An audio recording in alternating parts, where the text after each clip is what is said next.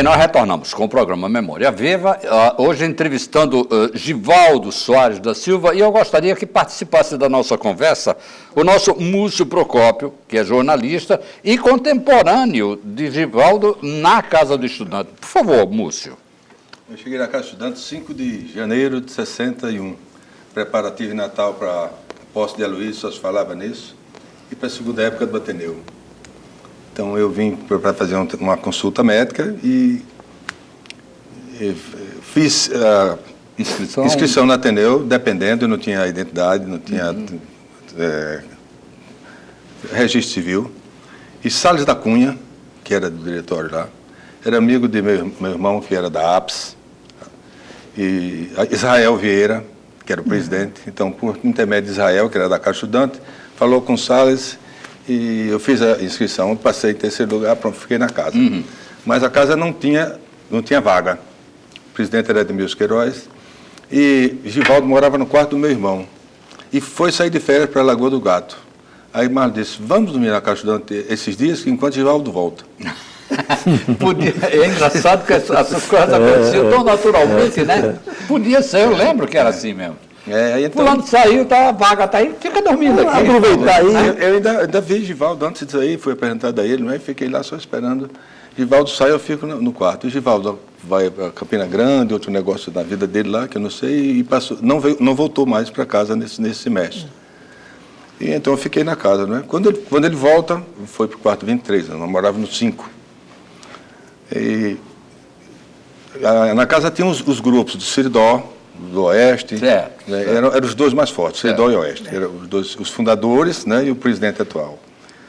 E os times, então, de futebol salão já estavam formados desde a vinda das pessoas, né? Então, eu fui fazer eu jogava, era goleiro, iniciando lá na casa, tinha muitos bons jogadores, e eu fiz um time independente, do Icaraí. Aí foi Givaldo, que era o veterano, Cristóvão Nogueira, Juarez, que é médico, Rudá, outro dentista também. Então formamos bons jogadores, mas que não estava agrupado a ninguém. E nosso time foi vice-campeão 3 vezes.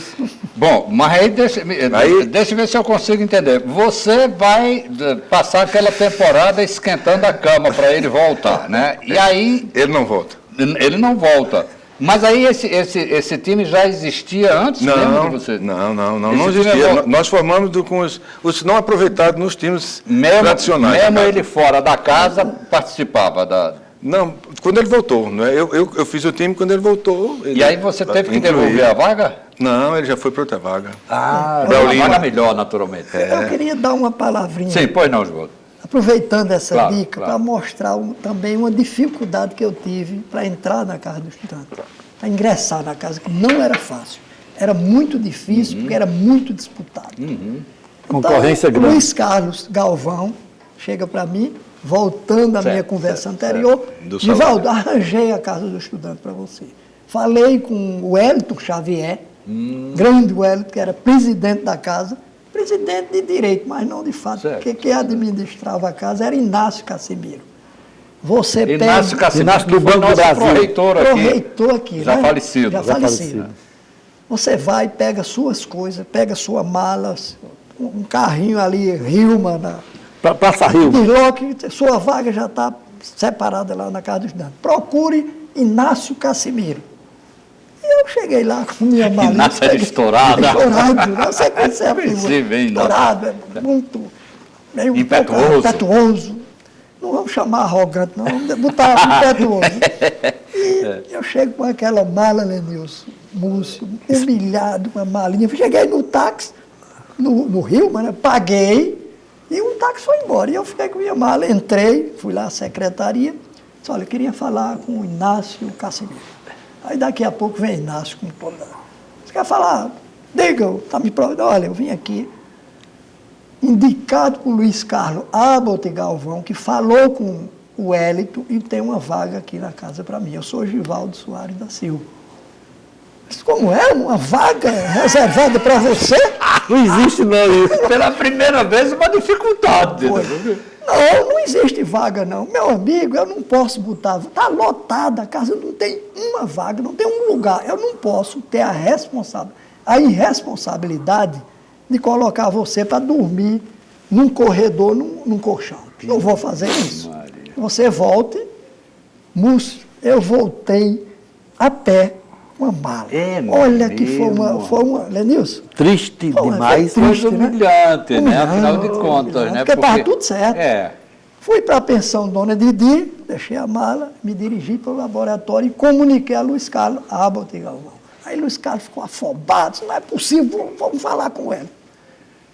Tentou se comunicar com ela, não conseguiu naquele dia, amanhã a gente procurou ela. No outro dia, eu estava trabalhando, ele disse, Rivaldo, pare o trabalho, vamos falar com ela.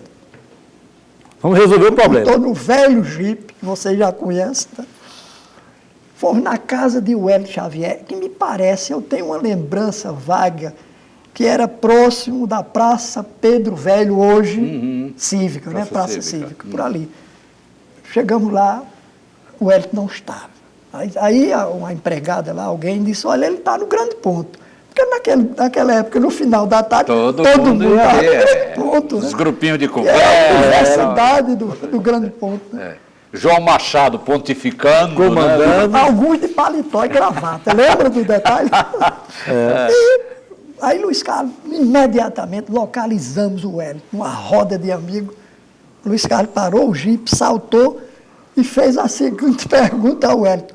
Wellington, você é presidente ou não é presidente da Casa do Estudante? Nossa. Aí o Wellington sentiu que a coisa estava pesada, né? Disse, o que é que houve, Luiz Carlos? O que é que está vendo? Aí veio, o Wellington era um mineiro, um político mineiro. Político, do abraço, muito, era, do muito. elogio. Certo. O que é isso, Luiz Carlos? O que é que houve? Aí Luiz Carlos disse, rapaz, olha, o Givaldo foi lá para a Casa do Estudante com a mala e o Wellington não permitiu a entrada O Wellington não, dele. Inácio. Inácio não Inácio. permitiu a entrada dele. Isso não é possível. Aí o Wellington, ferido nos brios, disse, não, vamos lá na casa. Aí entrou no jipe, no tradicional, aí chegou lá e, na realidade, fez valer sua autoridade e eu já fiquei na casa do estudante. Só que Inácio ficou meio chateado comigo. Mas depois Inácio era caruaruense, eu Lagoa Gatense, que somos vizinhos, ficamos amigos. Mas foi assim que eu fiquei na casa. Maravilha. Agora, Givaldo, me explique uma coisa. Quando você vem e entra num laboratório da categoria do laboratório dos Galvão, você ainda não tem muito claro diante de si a perspectiva de se transformar num odontologista, não, né? Num dentista, aí eu não não. pensava em ser dentista. Claro que você vem precedido de uma prática artesanal, que nem sempre é precedida de uma formação acadêmica mais sólida, etc. Exatamente. Mas aqueles que têm maior habilidade conseguem se sair bem. Quando é que acontece a sua definição? Aí é o seguinte, tem uma coisa extremamente importante na sua pergunta, que quando eu entrei pela primeira vez no laboratório e vi aquela estrutura completamente diferente da pequena oficina onde eu trabalhava em Lagoa dos Gatos, fazendo uma prótese empírica, simples, sem quase nenhuma criatividade, eu fiquei abalado. Eu digo, puxa vida, isso aqui é uma coisa diferente. Onde é que eu me meti? Como é que eu vou? Porque em Lagoa dos Gatos a gente fazia o quê? Fazia uma dentadura parcial ou total e extrações. Era essa. Aqui no Rio Grande do Norte era prótese fixa, a ouro, e prótese removível, fundida eletricamente. Olha, já era um avanço imenso.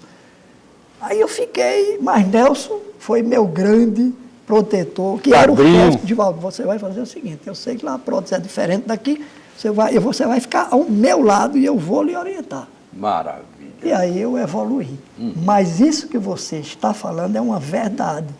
Eu estava saindo precedido de nenhuma orientação de um local extremamente simples a um muito sofisticado. Mas mesmo assim eu superei tudo isso e caminhei para diante, graças a Deus. Ainda nesse período você não havia chegado à faculdade, não, você estava no científico não. e tal. Aí, voltando um pouquinho mais, quando eu cheguei, Nelson me disse logo, olha, agora você vai ter que estudar. Eu tinha terminado o primário, fiz a admissão aqui, e fiz a admissão e fui estudar na Escola Técnica de Comércio ali. Visconde Cairu. Não, a segunda etapa, na Escola Técnica de Comércio de Ulisses de Góes. De Ulisses de Góes, na Ribeira. Fiz ali o básico e depois me transferi para o Visconde de Caruaru, onde foi feita a parte técnica, né? Era o básico técnico. Isso, né? exatamente. E aí foi que eu escolhi... Ou seja, você é formado contador. Também. Mas também, sabe o que é ainda nunca, sabe o que é um método de partidas dobradas? Nada, não sei nada de Borrador, deve haver. Nada, porque eu nunca existe. Mas brincadeiras à parte, Givaldo, explica então. Mas essa brincadeira tem um fundo de verdade. Mas aí você chega a um momento que você já se torna um profissional reconhecido. Sim. Também no laboratório dos Galvão, doutor Clemente, Luiz Carlos, etc. E presta um vestibular. Aí você já tem claro diante de si, eu quero ser dentista. Exatamente. E aí foi tudo também aconteceu naturalmente. Naturalmente, porque a minha ida para a odontologia foi, a essa altura dos acontecimentos, foi quase um leito natural. Porque eu já vinha da prótese, já estava entusiasmado com a prótese, e tinha que ir mesmo para a odontologia. Claro. Né? Foi um caminho natural. Só que Nelson já estava estudando odontologia. Né? Eu era o segundo a fazer o vestibular. Isso foi em 1964, quando eu prestei o vestibular e fui aprovado. Não na primeira etapa, porque naquele ano teve uma coisa especial. Era o ano da Revolução, do início do golpe. E o tumulto no Brasil era muito grande. Quando João Goulart assumiu a presidência da República, ele nomeou um ministro da Fazenda, Júlio Sambaqui. E o primeiro ato de Júlio Sambaqui foi duplicar as vagas na universidade. Então, a universidade, que recebia 30 alunos para a odontologia, aprovava 30, passou a 60. Só depois que eu fui aproveitado nessa segunda etapa, foi que eu vi minha classificação. No primeiro vestibular, na primeira lista, passaram 30, eu fiquei no 34º lugar. Quando foi aproveitado os outros 30, eu fui aproveitado no 34º lugar. Claro. Então eu fui salvo pelo gongo. Se não fosse o Júlio Sambaqui e o governo Goulart, provavelmente eu não seria hoje. Sim, mas de toda maneira você foi aprovado. Fui aprovado. Não foi nenhum, apenas a duplicação das vagas, né? E contribuiu depois, dizem que foi uma das coisas que contribuiu para a queda de Goulart. Porque a universidade, de um modo geral, não aceitou aquilo ali. Sabe por quê?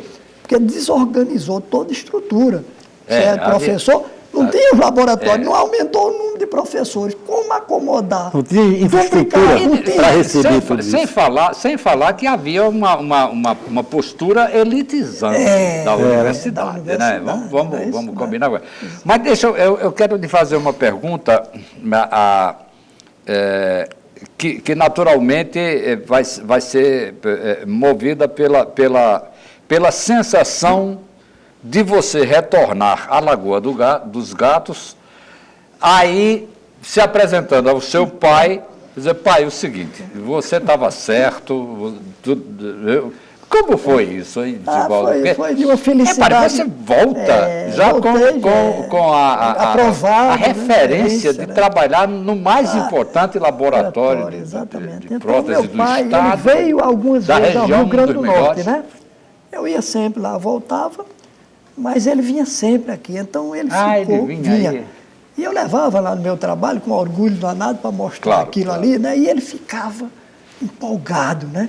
E com orgulho muito grande. Ele falava sempre do filho que ia ser doutor lá no Rio Grande do Norte. O orgulho era muito grande. E minha mãe também, minha família toda. Então, era essa a sensação que eu estou ali passando, da felicidade que ele tinha. E ele tinha razão quando tentou me mostrar que eu tinha que ter alguma profissão, que não podia viver sem trabalhar. Chegou o momento de a gente fazer uma nova pausa, o programa está voando de tão bom, né? Impressionante. E a gente chegará então ao terceiro e último bloco para agora já acompanhar a atividade mais recente de Givaldo no âmbito da própria universidade, onde ele chega na condição de professor, e o que ele vem fazendo ultimamente. Daqui a pouco nós retornamos.